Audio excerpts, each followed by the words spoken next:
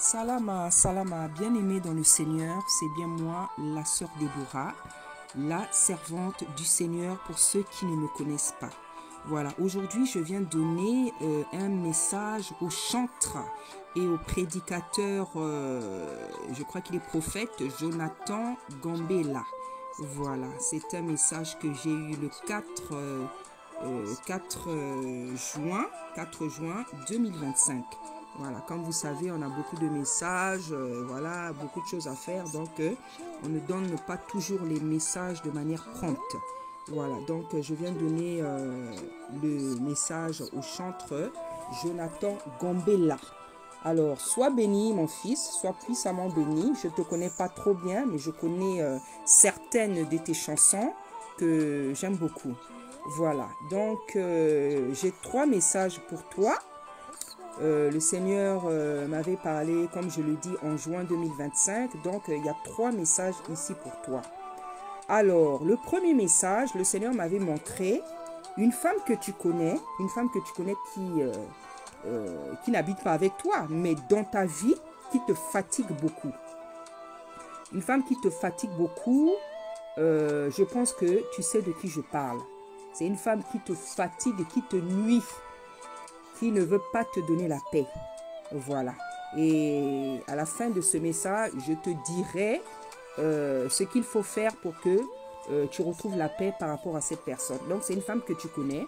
Je ne veux pas aller plus dans les détails parce que je ne veux pas étaler la vie des gens ici, mais tu sais très bien qui c'est. En tout cas, c'est quelqu'un qui te fatigue énormément. Voilà, le Seigneur m'a montré comment elle te fatigue, comment elle te nuit. Elle te fatigue beaucoup. Ça, c'est le premier message. Deuxième message, donc le Seigneur me dit que il y a trop de bruit spirituel dans ta vie. Il y a trop de bruit spirituel. C'est vrai, nous sommes des serviteurs, des servants, des chantres.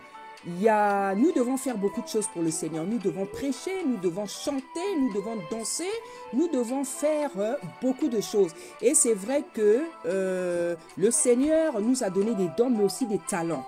Donc, en faisant ce que nous devons faire devant la face du Seigneur, il y a aussi le talent, nos talents qui nous accompagnent. Voilà, donc il y a une certaine manière même de faire. Voilà, tu peux faire, moi par exemple, je suis une chantre, je suis prédicatrice, mais le Seigneur m'a donné beaucoup de dons artistiques. Donc tout ce que je fais, je le fais dans l'art, je le fais avec art. Voilà. Donc ce que je veux dire, c'est que c'est vrai, le Seigneur nous a donné des dons et des talents. Donc quand on fait quelque chose, on peut le faire aussi avec les talents. Mais nous ne devons pas confondre la manière de faire les choses de manière artistique avec ce qui pourrait ressembler maintenant à du bruit, ce qui pourrait être du bruit aux oreilles de l'Éternel, ce qui pourrait être de la distraction.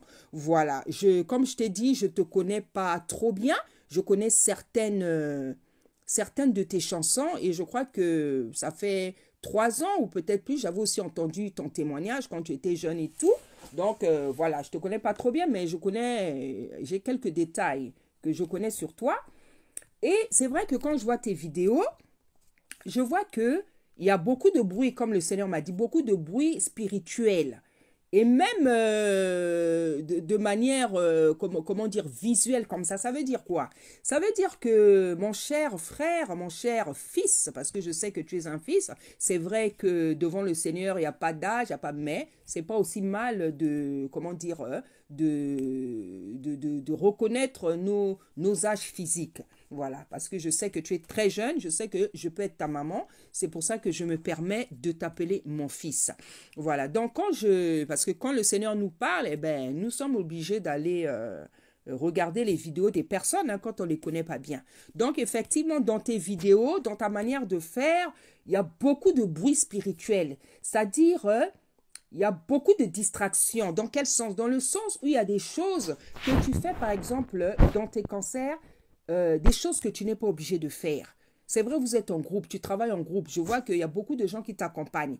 Mais dans ce groupe-là, dans ces rassemblements, parfois, il y a beaucoup de bruit.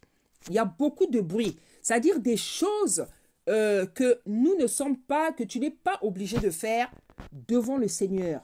Parce qu'en fait, quand nous faisons quelque chose, quand nous chantons, quand nous prêchons, quand nous exerçons le ministère, quand nous exerçons nos services, quand nous devons faire ce que nous avons à faire devant Tata Nzambe, il faut s'assurer que nous faisons vraiment ce qui est important, l'essentiel.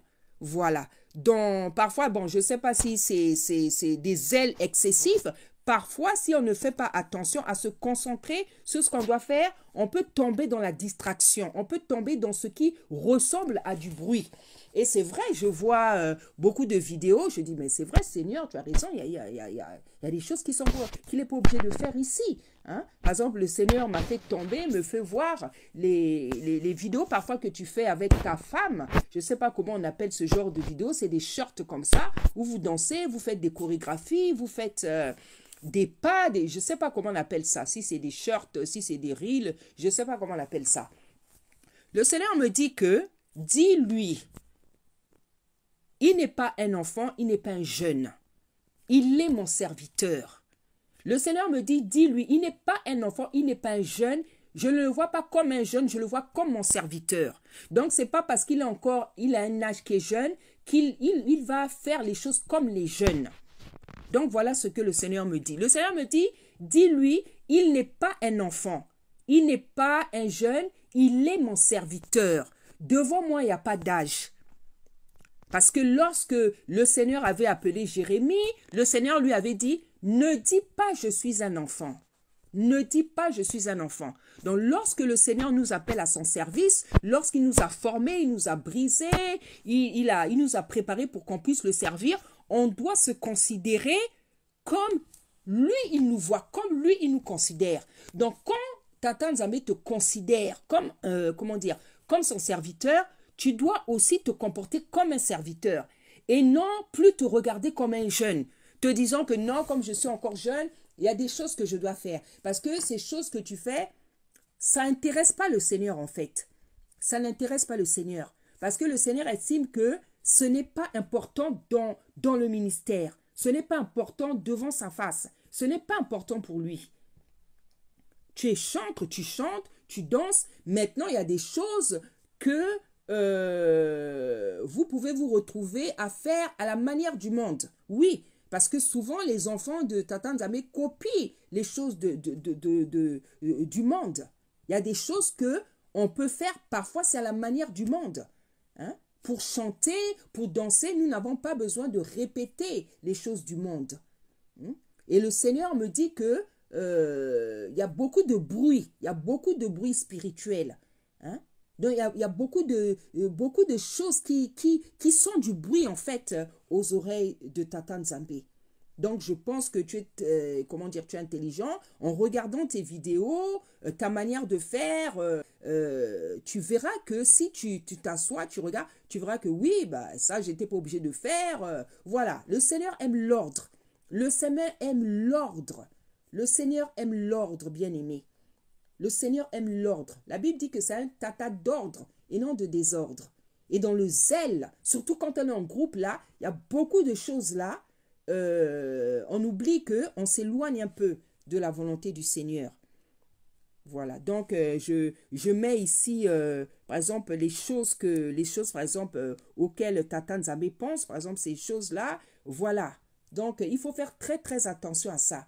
Tu peux danser, tu es chantre, tu peux danser avec ta femme à la maison. Vous pouvez danser, voilà, pendant les concerts, vous dansez. Mais il y a des choses, il faut faire très attention parce que, en fait, pour le Seigneur, ça devient de la distraction, ça devient du bruit à ses oreilles, ça devient des choses devant sa face qui ne sont pas importantes. Hein? Le Seigneur ne veut pas nous empêcher de nous réjouir, d'être heureux, mais il nous demande de faire attention entre ce qu'il nous demande et ce qui peut devenir de la distraction. Donc le Seigneur me dit de te dire que tu n'es pas un enfant, tu n'es pas un jeune, tu es son serviteur. Donc comporte-toi comme un serviteur. Voilà. Donc ce n'est pas parce que tu es jeune que tu es obligé de faire toutes les choses des jeunes. Voilà. Donc le troisième message c'est quoi? Dans la vision, je voyais ta femme qui n'est pas prudente avec certaines personnes. Le Seigneur me faisait voir que ta femme a le cœur le cœur et les bras un peu trop ouverts à certaines personnes. Elle devrait être plus prudente. Le Seigneur me montrait qu'elle fait rentrer facilement les gens dans son cœur et dans votre maison. Et le Seigneur me montrait que il faut qu'elle fasse attention. Parce que le cœur qu'elle a, tout le monde n'a pas ce cœur-là. Le cœur qu'elle a, le cœur qu'elle est là, tout le monde n'a pas ce cœur. Il y a des gens qui vous sourient, il y a des gens qui vous sourient, mais ils n'ont pas les mêmes sentiments que vous. Il y a des gens qui vous sourient, qui vous font du bien, mais au fond d'eux, ils ont l'hypocrisie, ils ont la jalousie. Donc, il faut que ta femme soit très, très prudente. Il faut que vous priez beaucoup pour montrer au Seigneur, de vous montrer quelles sont les personnes qui sont sincères avec vous. Il faut que ta femme fasse très, très attention à ça. Parce que j'ai vraiment vu dans le songe, elle ouvrait son cœur, votre maison, mais vraiment très, très facilement aux gens. Or, tout le monde n'a pas le cœur qu'elle a. Tout le monde n'a pas le cœur qu'elle a. Et enfin, le quatrième message est aussi quelque chose, un détail, un grand, je dirais pas un détail. En fait, c'est une grande qualité de toi, Jonathan, que le Seigneur m'a montré. Et je voulais te féliciter et te bénir pour cette qualité. Le Seigneur m'a montré une grande humilité. Oui, il m'a montré une grande humilité. Parce que dans le songe, quand j'étais en train de te parler, tu étais extrêmement attentif. Tu étais extrêmement attentif et on me faisait comprendre que c'était l'humilité. Donc, sois béni pour cette qualité, sois béni pour cette vertu que Tata Nzambe demande à tous ses enfants. Parce que la Bible dit que l'humilité précède la gloire. Donc, voilà, mon fils, tous les messages que je voulais donner de la part de Tata Nzambe. Donc, retenez bien tous les messages que vous avez reçus, ta femme et toi, afin que le Seigneur vous élève et vous bénisse davantage. Attends. Voilà que, excusez-moi, ça avait sonné, que le Seigneur vous bénisse davantage. Et comme je disais au début de la vidéo, pour que cette femme arrête de t'embêter, arrête de te nuire, obéis tout simplement à ce que Tata Nzambe vient de te dire. C'est-à-dire à tous ces messages que j'ai donnés de la part de Tata Nzambe. Obéis tout simplement et tu verras que le Seigneur va rendre cette femme-là hors d'état de nuire dans ta vie. Parce qu'en fait, c'est une porte ouverte par rapport à tout ce qui ne va pas justement dans ta vie. Donc, obéis tout simplement à ces messages, toi et ta femme. Obéissez tout simplement au message que je viens de donner et tu vas voir comment le Seigneur va éloigner cette femme qui te nuit de ta vie. Comment il va régler le problème. Soyez puissamment bénis au nom puissant d'Issa Congo. Merci.